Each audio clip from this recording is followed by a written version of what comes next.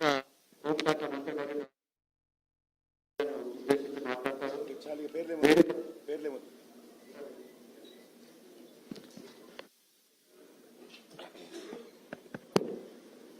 सभी का भारतीय जनता पार्टी की प्रेस वार्ता में स्वागत है। हम सब जानते हैं आने वाले दिनों में तेलंगाना विधानसभा के चुनाव होने वाले हैं।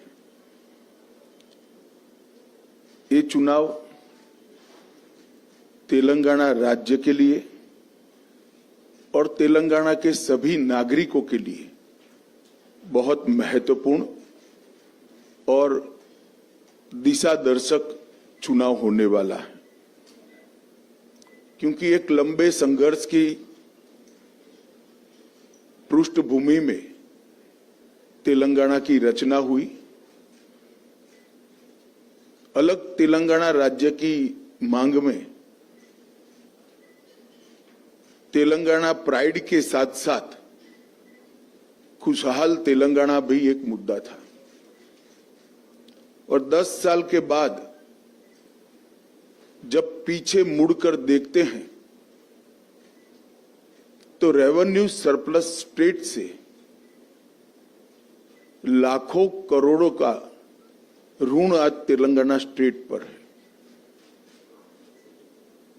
तेलंगाना की प्राप्ति के लिए जिन युवाओं ने अपना सर्वोच्च बलिदान दिया था, करीब करीब 1500 युवाओं ने दिया था, उन्होंने तेलंगाना की भविष्य की पीढ़ी के लिए अपना सब कुछ बलिदान किया था। आज युवा बिल्कुल निराश खड़ा है।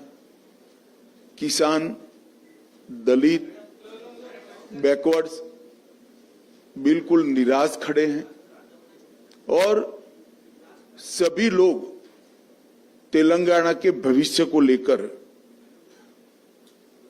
आशंकित हैं। 30 नवंबर को तेलंगाना का चुनाव होना है। मैं तेलंगाना की जनता को, सारे मतदाताओं को अपील करना चाहता हूं कि आपका एक वोट केवल एक विधायक या एक सरकार का निर्णय नहीं करेगा। आपका एक वोट तेलंगाना और भारत के भविष्य का निर्णय और निर्धार करेगा। इसलिए सारी पार्टियों के परफॉर्मेंस के इवैल्यूएशन के साथ आप वोट कीजिए और मुझे भरोसा है कि तेलंगाना के सुज्ञ मतदाता जब ये पृष्ठभूमि को चेक कर कर वोट देंगे तो निश्चित ही तेलंगाना के मतदाता की पसंदगी कमल निशान पर होगी, मोदी जी की भारतीय जनता पार्टी पर होगी। ये 10 साल में बीआरएस ने एक प्रकार से करप्शन के अलावे कोई उद्यम नहीं किया है। मिशन भागीरथ घोटाला हो, पासपोर्ट स्कैम हो, मियापुर भूमि सौदे का 4000 करोड़ का घोटाला हो, आउटर रिंग रोड सिर्फ पौने पौने दाम पर बेच देने का घोटाला हो, कालेश्वरम परियोजना का घोटाला हो, शराब घोटाले को हम सभी जानते ही है। ग्रेनाइट घोटाले में कितना मनी लॉन्ड्रिंग हुआ वो कोई छिपी बात नहीं है। 2020 की बाढ़ राहत में भी घोटाला किया गया। के रिपोर्ट से स्पष्ट हो गया है कि मिशन काकतीय में 22,000 करोड़ रुपए का बजट समाप्त होने के बाद भी सिर्फ 65% काम हुआ है। और बीआरएस के कार्यकर्ता दलित बंधु जो 2 बेडरूम हॉल किचन का स्कीम है उसमें भी उगाही कर कर दलितों से पैसा लेते हैं। ये सारी बातें आज तेलंगाना की जनता की जनमानस में स्थिर हो चुकी हैं और तेलंगाना की जनता मानती है कि केसीआर की पार्टी बीआरएस ने यहां पर घपले, घोटाले और भ्रष्टाचार की सिवाय कुछ नहीं किया। किसी भी सरकार की क्रेडिबिलिटी, इसकी विश्वसनीयता, उसने अपने जो घोषणा पत्र घोषित किए हैं इसमें कितने वादे पूरे किए हैं इसके आधार पर होती हैं। 1 लाख नौकरियां देने का वादा किया था, 8 से ज्यादा पेपर लीक हुए और क्यों पेपर लीक हुए हम सब जानते हैं। भर्तियां हो नहीं पाई। 3000 रुपया प्रति माह बेकारी भत्ता देने का वादा किया था, वो भी पूरा नहीं हुआ। 40 लाख बच्चों को केजी से पीजी तक मुफ्त शिक्षा देनी थी, वो भी वादा पूरा नहीं हुआ। 7 लाख गरीबों को घर देने का वादा उन्होंने पूरा नहीं किया, मोदी जी ने इसका प्रयास किया। गरीबों का 1 लाख रुपए का लोन माफ करना था, वो भी नहीं हुआ। हर जिले में एक सुपर स्पेशलिटी अस्पताल खोलना था, वो भी नहीं हुआ है। Cinema city, pharma city, textile city, sport city और एजुकेशन सिटी, ये सभी बनाने का वादा था। सिटी कहीं पर दिखाई नहीं पड़ती है और सिटी के लिए जो जमीन था वो सारा गबन कर कर केसीआर के लोगों ने भ्रष्टाचार किया है। इसके दूसरी ओर भारतीय जनता पार्टी की नरेंद्र मोदी सरकार ने भारतीय जनता पार्टी के स्थापना से 1950 से जनसंघ से लेकर अब तक जितने वादे किए थे, ये 9 साल में हमने सभी वादे पूरे किए हैं।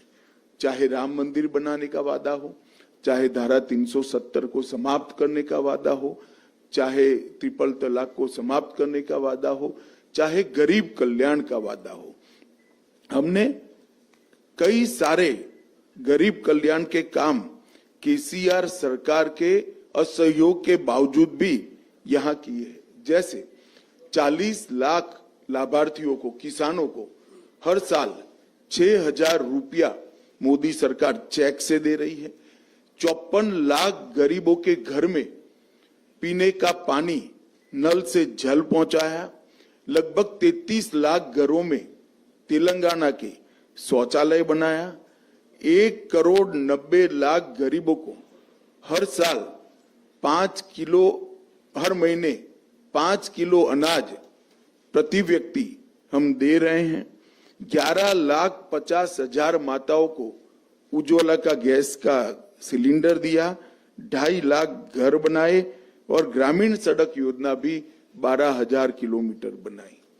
तो कौन पार्टी अपने वादे पूरे कर रही है, इससे इसकी विश्वसनीयता खड़ी होती है। और यहां पर केसीआर सरकार के खिलाफ एक बहुत बड़ा रोष तुष्टीकरण की राजनीति का भी है। हमारा संविधान किसी भी वर्ग विशेष को स्पेशल फेवर परमिट नहीं करता है। तुष्टीकरण की राजनीति के चलते जो तेलंगाना का प्राइड है, तेलंगाना का गौरव जिसके साथ जुड़ा है, जिसमें हजारों लोगों ने अपनी जान गंवाई, वो हैदराबाद विमोचन दिन को भी केसीआर ने मनाने का वादा तोड़ा है। इसके साथ साथ रिलीजियस रिजर्वेशन, केसीआर ने पूरे देश में एक ही राज्य ऐसा है जहां रिलीजियस रिजर्वेशन दिया जाता है जो संविधान सम्मत नहीं है, गैर संवैधानिक। 4% रिलीजियस रिजर्वेशन दिया है। हम ये मुस्लिम रिजर्वेशन को समाप्त कर कर ये 4% SC, ST और OBC का रिजर्वेशन लाएंगे और न्याय देने का प्रयास भी करेंगे। मैंने कभी भी ऐसा आदेश नहीं देखा है। तेलंगाना सरकार के गृह विभाग ने मीडिया को आदेश दिया कि दंगों में अगर आरोपी अल्पसंख्यक है तो इसका नाम मत छापिए। दंगे दंगे होते हैं, नहीं छापना है तो दोनों कम्युनिटी का मत छापिए, नाम छापना कोई अच्छी बात नहीं है, परंतु सिर्फ अल्पसंख्यक का नाम न छापो, वो किस प्रकार का आदेश है मेरी समझ में नहीं आता है। और सिर्फ अल्पसंख्यक समुदाय के लोगों को सिविल एग्जामिनेशन में मुफ्त कोचिंग देना कितना उचित। अगर सभी गरीबों को देते और उसमें अल्पसंख्यक बच्चे भी आते, हमें कोई आपत्ति नहीं। एससी आते, एसटी आते, गरीब बच्चे आते, सभी गरीबों को मुफ्त कोचिंग मिलना चाहिए, एक समान प्लेटफॉर्म मिलना चाहिए। मगर इस प्रकार के तुष्टीकरण की राजनीति से भी तेलंगाना की जनता परेशान है और निर्णय कर कर बैठी है कि हम इस केसीआर सरकार को बदलेंगे। हमने हमारे संकल्प पत्र में ढेर सारे वादे किए हैं। मैं कुछ प्रमुख वादे भी आपके माध्यम से जरूर बताना चाहूंगा। धान पर हम 3100 रुपये किलो क्विंटल पूरा धान जितना भी है वो भारतीय जनता पार्टी की सरकार एमएसपी प्लस बोनस से खरीदेगी और 1 किलो भी धान किसान का अपने घर में नहीं पड़ा रहेगा, वो भारतीय जनता पार्टी का वादा है। इसके साथ बॉइल्ड राइस भी हम परचेज करेंगे जो केसीआर सरकार नहीं करती है। पूरे भारत में मोदी जी ने पेट्रोल और डीजल के दामों से राहत देने के लिए कस्टम ड्यूटी को कम करा था। उस वक्त जहां जहां भारतीय जनता पार्टी की सरकारें थी वहां पर हमने वेट को कम कर कर इसका मैचिंग प्राइस कर कर कम दाम से पेट्रोल और डीजल देश भर में आज मिल रहा है। परंतु जहां जहां कांग्रेस की सरकार है और तेलंगाना जहां बीआरएस की सरकार है वहां उन्होंने वेट कम नहीं किया। हमने तय किया है कि हमारी सरकार बनने के बाद पहले ही कैबिनेट में वेट को कम कर कर पेट्रोल और डीजल के बढ़े हुए दामों से तेलंगाना की जनता को मदद करेंगे। हमने तय किया है कि सभी गरीब लोगों को साल में 4 मुफ्त गैस के सिलेंडर देंगे। सभी नवजात गरीब बालिकाओं को 2 लाख रुपए का फिक्स डिपॉजिट देंगे। कॉलेज जाने वाली छात्राओं को, मेधावी छात्राओं को मुफ्त लैपटॉप देंगे। और जब राम मंदिर बन ही रहा है तब सभी वरिष्ठों को बारी बारी से राम मंदिर और काशी की यात्रा भी भारतीय जनता पार्टी की सरकार कराएगी। मित्रों, कांग्रेस पार्टी ये सालों से तेलंगाना विरोधी पार्टी रही है। तेलंगाना के लंबे किसी ने सप्रेस करने का काम किया तो कांग्रेस पार्टी ने किया। पहले भी जब संयुक्त आंध्र प्रदेश था तब भी श्री अंजैया का सार्वजनिक अपमान आज भी तेलंगाना की जनता भूल नहीं सकती। नरसिम्हा राव जी को जिस तरह से अपमानित किया वो भी तेलंगाना की जनता आज भी नहीं भूल सकती। और तेलंगाना आंदोलन में 2009 में अलग तेलंगाना का वादा करने के बाद भी न देने के कारण कम से कम 15 युवाओं ने अपनी जान गंवाई। जब तेलंगाना की जनता बीआरएस को, टीआरएस को बदलना चाहती है, मैं तेलंगाना की जनता को स्पष्ट रूप से बताना चाहता हूं कि आप ओवैसी को वोट दोगे तो भी वो बीआरएस के पास जाने वाला है, आप कांग्रेस को वोट दोगे तो भी वो केसीआर के साथ जाना है। ये ट्रैक रिकॉर्ड है। जब जब ओवैसी के विधायक चुनकर आए, तुष्टीकरण की राजनीति के कारण उन्होंने टीआरएस का, बीआरएस का समर्थन किया और कांग्रेस के जितने विधायक चुनकर आए गत 2 चुनाव में सारे के सारे बाद में टीआरएस में शामिल हो गए। इसका मतलब है कि आपका वोट जो राज्य में सत्ता परिवर्तन के लिए है वो निश्चित रूप से जाया जाएगा अगर वो वोट कांग्रेस में जाता है। अगर यहां परिवर्तन करना है तो मोदी जी के नेतृत्व में केवल और केवल भारतीय जनता पार्टी ही परिवर्तन कर सकती है और कोई पार्टी नहीं कर सकती। और ये तीनों पार्टियों के बीच में एक और साम्यता है, परिवारवाद की। ये 2G, 3G और 4G पार्टियां हैं। आप 2G, 3G, 4G से करप्शन के बारे में नहीं कह रहा। केसीआर की पार्टी 2G पार्टी है, केसीआर और केटीआर। ओवैसी की पार्टी 3G पार्टी है, 3 पीढ़ियों से परिवार में ही नेतृत्व रहा है। और कांग्रेस पार्टी 4G पार्टी है, जवाहरलाल नेहरू, इंदिरा गांधी, राजीव गांधी और अब राहुल गांधी। यहां मेरिट्स की कोई जगह नहीं है, लोकतांत्रिक मूल्यों की कोई जगह नहीं है। ये तीनों परिवारवादी पार्टियां हैं। इसलिए चुनाव के पहले अलग अलग कपड़े, अलग अलग चोले, अलग अलग नारे लेकर आते हैं। चुनाव के बाद सब एक दूसरे के साथ इकट्ठा हो जाते हैं। तो केसीआर को बदलने के लिए वोट चाहे ओवैसी की पार्टी को दीजिए, चाहे कांग्रेस को पार्टी को दीजिए, वो जाना अंततोगत्वा केसीआर की पार्टी में है। अगर आप भारतीय जनता पार्टी को मौका देते हैं तो हम तेलंगाना के आंदोलनों के सभी शहीदों का स्वप्न पूरा करने का काम भारतीय जनता पार्टी करेंगी। विगत 9 साल में मोदी जी ने तेलंगाना के विकास के लिए ढेर सारे काम किए हैं। 10 साल में 2004 से 14 कांग्रेस पार्टी ने संयुक्त आंध्र प्रदेश को डिवोल्यूशन और ग्रांटिंग एड के 2 लाख करोड़ रुपया दिया था। मैं आज कांग्रेस के नेतृत्व को सवाल पूछना चाहता हूं, इसका जवाब दें। 10 साल तक केंद्र में सोनिया मनमोहन की सरकार थी, इन्होंने 2 लाख करोड़ रुपया संयुक्त आंध्र प्रदेश को दिया।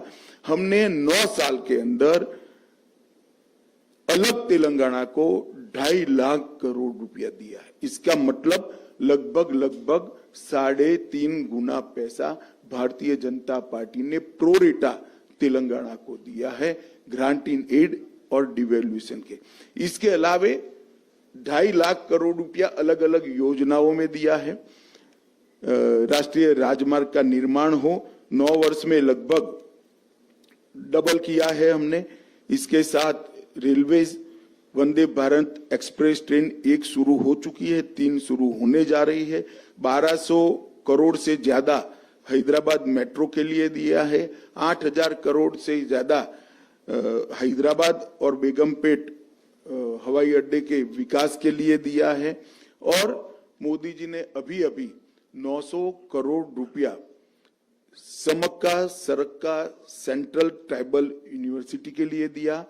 और हल्दी के किसानों के लिए एक वैल्यू चेन एस्टैब्लिश करने के लिए, एक्सपोर्ट तक की वैल्यू चेन एस्टैब्लिश करने के लिए हमने नेशनल टर्मरिक बोर्ड को स्थापना करने का घोषणा किया है।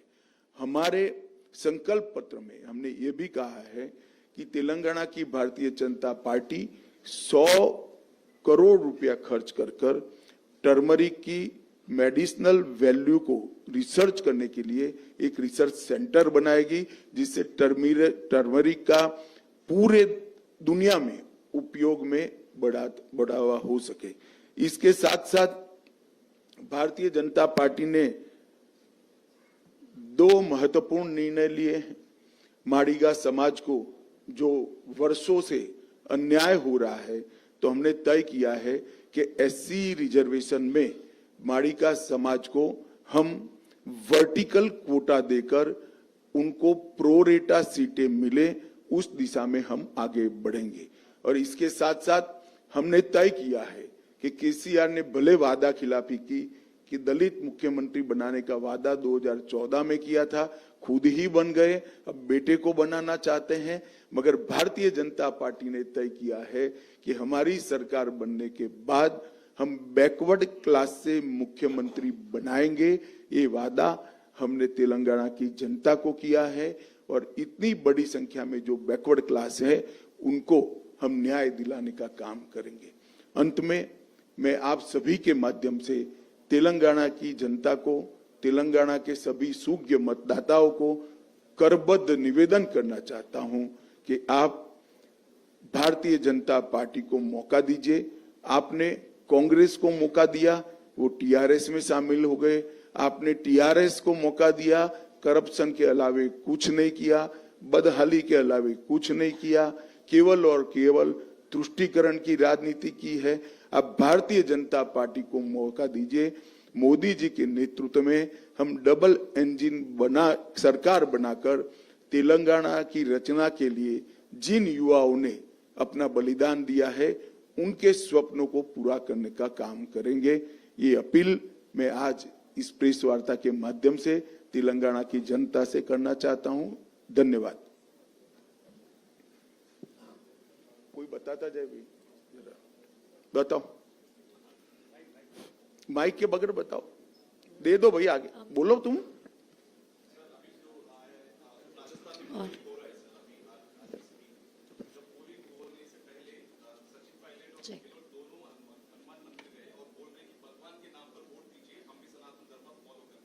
चलो अच्छी बात है, बहुत लेट ज्ञान आए। अमित शाह जी, सुरेखा इंडिया टीवी से एमआईएम और बीआरएस ये कर रही है कि अगर भाजपा को अगर मौका दिया जाता है तो यहाँ पर कम्युनल वायलेंस और मॉब लिंचिंग जैसी घटनाएं बढ़ेंगी और उसी को लेकर मुद्दा भी बना रही है, कई जगह पर प्रचार कर रही है। आप क्या जवाब देना चाहिए? देखिए, दंगों के लिए भारतीय जनता पार्टी का ट्रैक रिकॉर्ड आप सब कुछ ऑनलाइन उपलब्ध होता है, चेक कर सकते हैं। जहां जहां भारतीय जनता पार्टी की सरकारें बनी है वहां दंगे समाप्त हो गए। दंगों का ट्रैक रिकॉर्ड सबसे खराब अगर किसी का है तो कांग्रेस पार्टी का है। हम अपीसमेंट नहीं करते लॉ एंड ऑर्डर में, और क्योंकि अपीसमेंट नहीं करते, किसी की हिम्मत नहीं है दंगा कराने की। जहां जहां भारतीय जनता पार्टी की सरकारें बनी है वहां वहां दंगे बंद हुए हैं, बड़े नहीं। आप मोदी को देंगे वो फाइनली जाएगा बीआरएस के पास, जैसा आप कांग्रेस के ऊपर आरोप लगा रहे, सेम वही बात उन्होंने भी बोली कि कोई सवाल ही नहीं खड़ा होता। मैं सार्वजनिक रूप से स्पष्ट करना चाहता हूं, भारतीय जनता पार्टी और बीआरएस से कभी सैद्धांतिक रूप से समझौता नहीं हो सकता, ना पॉलिटिकल अलायंस हो सकता है, ना टैक्टिकल अलायंस हो सकता है। सर, दिस इज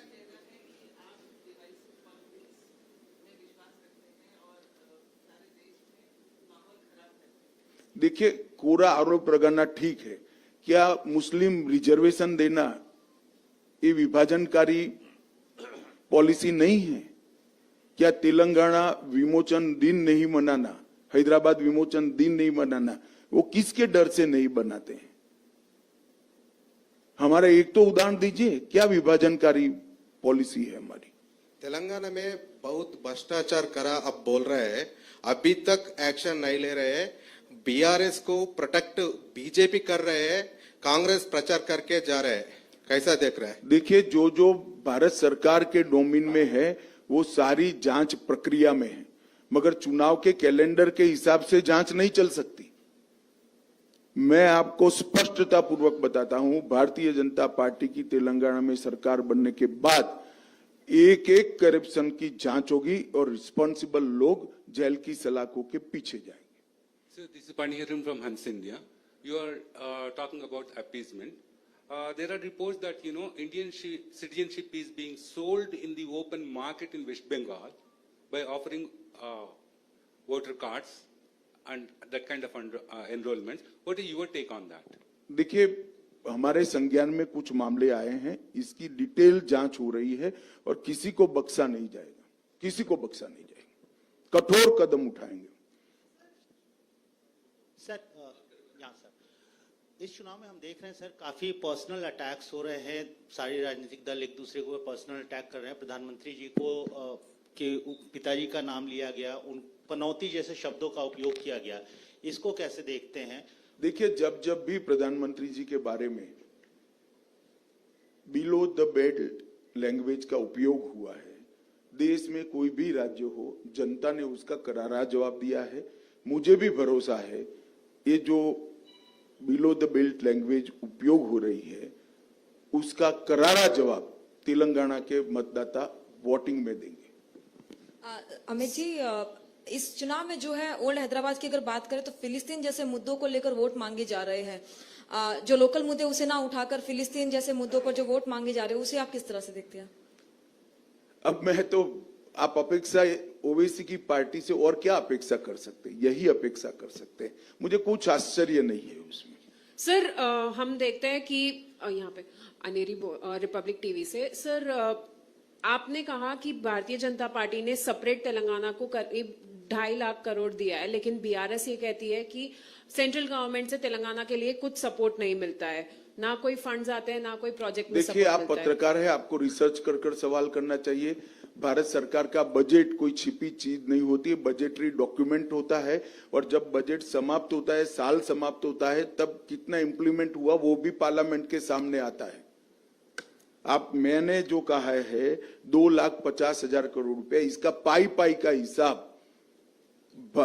भारत सरकार के वित्त मंत्रालय की साइट पर है, आप चेक कर सकती है। और प्लीज बाद में एक कार्यक्रम करना कि केसीआर कितना झूठ बोल रहे हैं। सर, आपने मडिगा आरक्षण की बात की, सर उसका आगे रास्ता क्या होगा? कमेटी कब तक बनेगी, कैसे रहेगा ये प्रोसेस? मैं स्पष्टता करना चाहता हूं, कमिटी मडिगा वर्टिकल रिजर्वेशन में वर्टिकल कोटा देने के लिए कमिटी नहीं है, इसको स्पीड अप करने के लिए है। हमने इन प्रिंसिपल निर्णय कर दिया है कि मडिगा को वर्टिकल कोटा दिया जाएगा। कमिटी की जो बात है उसको स्पीड अप करने के लिए। नमस्कार सर, मेरा नाम श्रीकर हेसरा, मैं हिट टीवी से हूँ। पिछली बार जब आप यहाँ हैदराबाद नगर चुनाव पालिका में आए, नगर पालिका में चुनाव के समय आए थे, आपने बोला था कि यहाँ रोहिंग्या है, राज्य सरकार मुझे एक चिट्ठी भेजकर मुझे लिफाफा दीजिए, मैं इनको यहाँ से निकाल दूंगा। सर, एक कागज के वजह से इतना बड़ा प्रॉब्लम को आप छोड़ देंगे क्या? हमने छोड़ा नहीं है, हमारी जांच चालू ही है, काफी कुछ पकड़ा गया है। अभी एनआईए ने रेड भी किया और पूरा षड्यंत्र को पर्दाफाश किया। न केवल हैदराबाद, देश भर में से रोहिंग्या घुसपैठियों को नसीहत करने के लिए एनआईए ने कदम उठाए हैं। कुछ दिन पहले, 10 दिन पहले ही ये पूरा प्रेस कॉन्फ्रेंस कर एनआईए ने रिपोर्ट दिया है।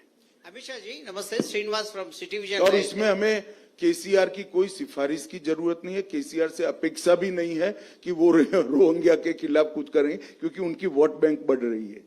अमित शाह जी, बीआरएस और कांग्रेस दोनों आरोप कर रहे, गंभीर आरोप। पब्लिक सेक्टर ने हम कांग्रेस पार्टी बोल रहे हम एस्टैब्लिश करें, अभी सेंट्रल गवर्नमेंट एक बेच दे के खा रहे बोल के कांग्रेस पार्टी आरोप कर रहे। ये बीआरएस भी वही सेम आरोप करके प्रचार कर रहे हैं, पब्लिक सेक्टर यूनिट्स। देखिए, ये नीतिगत फैसला है, परंतु जहां तक तेलंगाना का सवाल है, कुछ नहीं होने वाला है।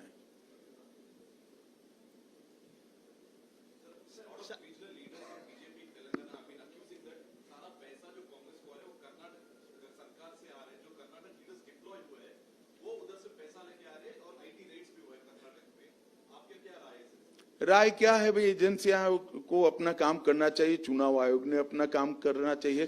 कांग्रेस और बीआरएस दोनों का करप्शन के पैसों से चुनाव को पॉल्यूट करने का एक बड़ा लंबा हिस्ट्री रहा है। भारतीय जनता पार्टी इसमें विश्वास नहीं करती है। सर हेलो,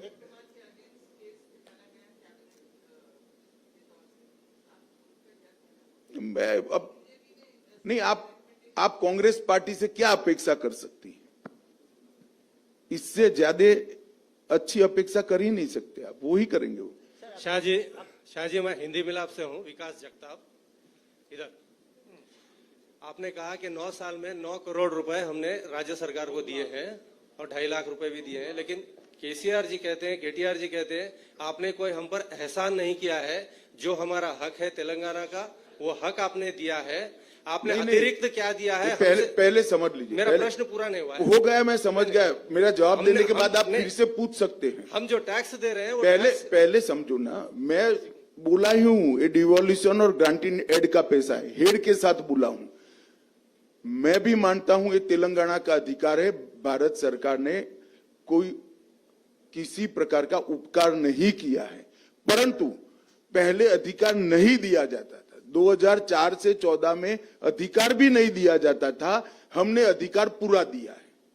और केसीआर को शायद अकाउंटिंग के हेड समझने में बहुत दिक्कत आएगी, उनका एक अलग मूड होता है और एक घर पर बैठकर सरकार चलाने वालों के समझ में भी नहीं आता है, फार्म हाउस में समझ में नहीं आता है, इसके लिए सेक्रेटरिएट में जाकर मीटिंग करनी पड़ती है। सर अमित जी, इस तरफ एक और सवाल मेरी तरफ से, आशीष सर, लगातार एमआईएम असदुद्दीन ओवैसी, अकबरुद्दीन ओवैसी लगातार ये बोल रहे हैं कि बीजेपी कुछ भी कर ले, हमारे इलाके में जैसे हम जीएचएमसी में अपने फोर्ट को होल्ड करके रखे, इस बार भी होल्ड करके रखेंगे। और एक और इंसिडेंट हुआ है चुनाव प्रचार के दौरान, अकबरुद्दीन ओवैसी जी का एक वीडियो वायरल हुआ जहां वो पुलिस वालों को धमकाते नजर आए।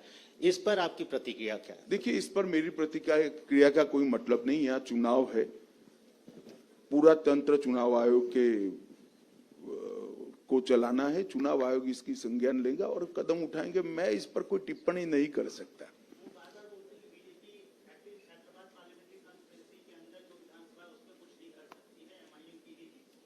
ऐसा है भैया, अब उनको डर कांग्रेस से है। इस बार उनकी वोट बैंक में कांग्रेस बड़ा डिवीजन कर रही है, थोड़े डरे हुए हैं। हेलो,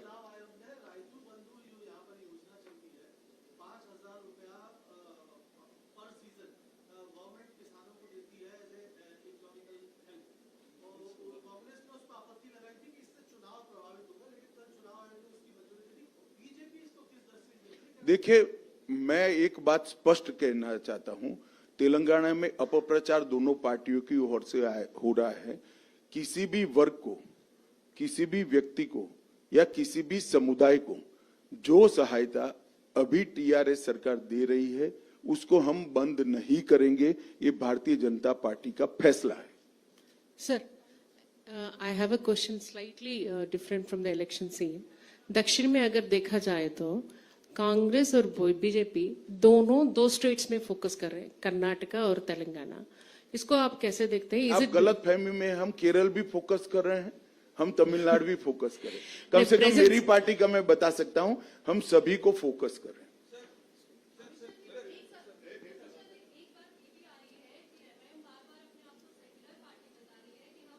आप मानती हो क्या? अरे भाई, आप जब कन्विंस हो तभी मुझे पूछिए ना, आप मानती हो क्या ये सेक्युलर पार्टी है? चलिए, ऐसे सवाल नहीं पूछते हैं, बाकी सारे लोग भी आपके बारे में सोचेंगे। एक्सक्यूज सर, मैं सदैव से नहीं, उर्दू पेपर से हूँ। सर, मेरा क्वेश्चन ये है कि वजीर आजम नरेंद्र मोदी साहब सबका साथ सबका विकास बताते हैं, तो बीजेपी का जो मंशूर जारी किया उसमें बताया गया कि मुस्लिम रिजर्वेशन हम खत्म किया जाएगा, ऐसे सवाल। और पुराने शहर में खासतौर पे वहां पर जो मुकामी पार्टी से जो काम कर रही है, वहां पर लोगों को शिकायत है कि वहां तरक्की नहीं। तो आपका इसके लिए खासतौर ओल्ड सिटी के लिए क्या डेवलपमेंट है? देखिए, बैठिए। सबका साथ सबका विकास, इसका मतलब है सरकारी योजनाओं में किसी को भी धर्म के आधार पर अन्याय नहीं होगा। आप तेलंगाना में से एक भी उदाहरण ले लीजिए कि माइनॉरिटी के है इसलिए उनको गैस का सिलेंडर नहीं मिला है। एक भी उदाहरण लाइए। या माइनॉरिटी का बंदा है तो उसको मुफ्त अनाज नहीं मिला है। मगर सबका साथ सबका विकास का मतलब ये नहीं है कि गैर संवैधानिक रिजर्वेशन दिया जाए। हम धर्म के रिजर्वेशन के खिलाफ हैं और धर्म के आधारित रिजर्वेशन को हमारा संविधान मान्यता नहीं देता है।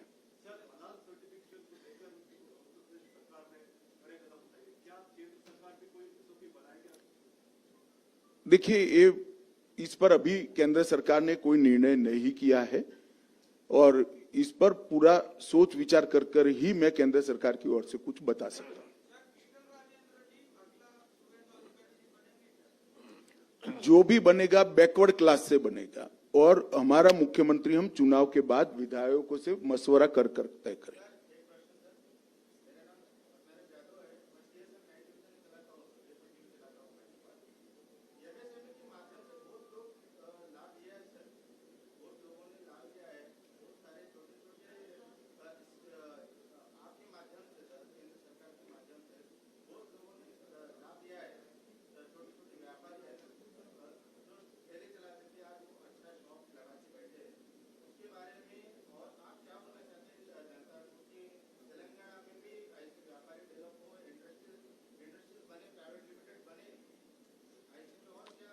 देखिए, भारत सरकार की सभी योजनाओं को केसीआर ने यहाँ पर जितना सपोर्ट राज्य सरकार के इंफ्रास्ट्रक्चर का मिलना चाहिए नहीं दिया है।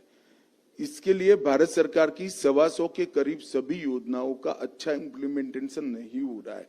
इसीलिए मैं अपील करने आया हूं कि डबल इंजन की सरकार लाइए, नरेंद्र मोदी गवर्नमेंट की सभी योजनाओं को हम 100% इम्प्लीमेंटेशन करेंगे।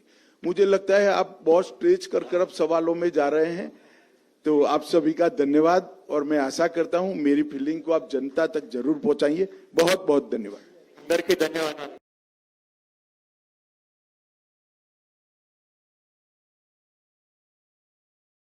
आज पूरी दुनिया को पता चल जाएगा कि अली को कितने अच्छे से पता है मेरा फैशन गेम, राइट? ऐसी कोई चीज है जैस्मिन जो मुझे तेरे बारे में ना पता हो, बट आज हम व्यूअर्स को बताएंगे कि हमारा फैशन गेम कितना स्ट्रॉन्ग है। Let's start. किसका accessory game is more on point? Ali को आता है ये सब करना, कहाँ बाली मैंने अभी भी दो डाली लगा लूं, कहाँ थोड़ा लॉकेट लगा लूं।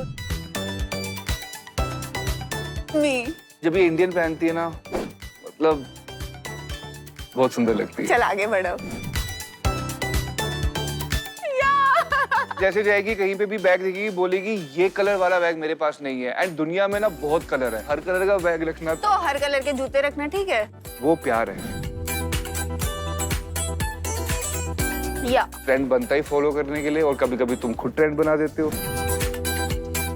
ऑब्वियसली मी नो मी, आप मेरी हिस्ट्री अगर आप मेरा ऑर्डर हिस्ट्री देखोगे ना, आप हर एक दिन एक अमेज़न का पार्सल मेरे घर पे आता है। इतनी अमेज़न पे शॉपिंग, मतलब छोटी से छोटी चीज से लेके बड़ी से बड़ी चीज, Everything. कुछ भी चाहिए मतलब मैं अमेज़न। आई थिंक मी नहीं यार, सबको दिखा देते हैं who's better, okay? Are you ready?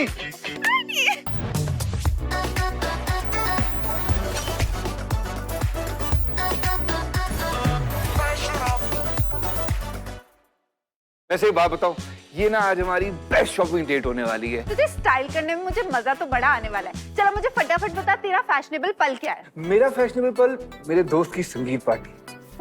मतलब मैं जैस्मिन ऐसा दिखना चाहिए ना कि ना जब तू मुझे देखे ना, तुझे मुझसे फिर से प्यार हो जाए। हाय सो क्यूट। और बाकी लड़कियों को भी वहाँ पे संगीत में Obviously, मतलब प्यार होना चाहिए। ठीक है। तेरा मेरा फैशनेबल पल? मुझे ना कॉकटेल पार्टी में जाना है। मैं चाहती हूँ कि तू कुछ एक्सपेरिमेंटल हट के स्टाइलिंग करे मेरी। देख, मैं तो तुझे हट के स्टाइलिंग करूंगा, लेकिन फिर एक चीज याद रखना, क्या? बीच में मुझे रोकना टोकना मत। हाँ नहीं, तेरा कोई भरोसा नहीं ना, तू मुझे स्नीकर्स पहना दे। अरे वो सब छोड़, तुझे दिखाता हूँ कि अमेज़न पे कितनी सारी वैरायटी और कितने सारे ब्रांड है, फिर देखना तू मुझ पे ट्रस्ट करेगी। कम। आजा। ये देख, ये पूमा के colour block shoes so cool no, है ना? या क्या अमेजिंग कलर्स हैं यार। Annalie, see this cloud print puffer jacket from the Soul store? It's so cool, no? मैं भी कश्मीर जा रहा हूँ ना, अच्छा भी लगेगा, Yeah. है ना? Amazon has really amazing collection. बहुत बढ़िया ना? अच्छा, मैं क्या कह रहा था इधर? हाँ। मुझे बात बता जैस्मिन, तेरे लिए हर पल फैशनेबल क्या है? सी अली, तुझे पता है कि मेरे लिए कंफर्ट बहुत इंपॉर्टेंट है, क्योंकि मैं हर समय में भागती रहती हूँ, I am very active, so it has to be comfortable and I have to look good in it. हाँ, अब मुझे बता, तेरे लिए हर पल फैशनेबल का क्या मतलब है? यार बहुत ही इजी नहीं है मेरे लिए, ऑब्वियसली स्नीकर्स। हाँ, of मतलब course. मेरे को ऐसा चाहिए कि मेरे हर एक जो भी मैं पहनूं, जैसा भी मैं अपने आप को स्टाइल करूं, स्नीकर मेरे लिए बेस्ट होने चाहिए, डिफरेंट होने चाहिए। So you know, I get it.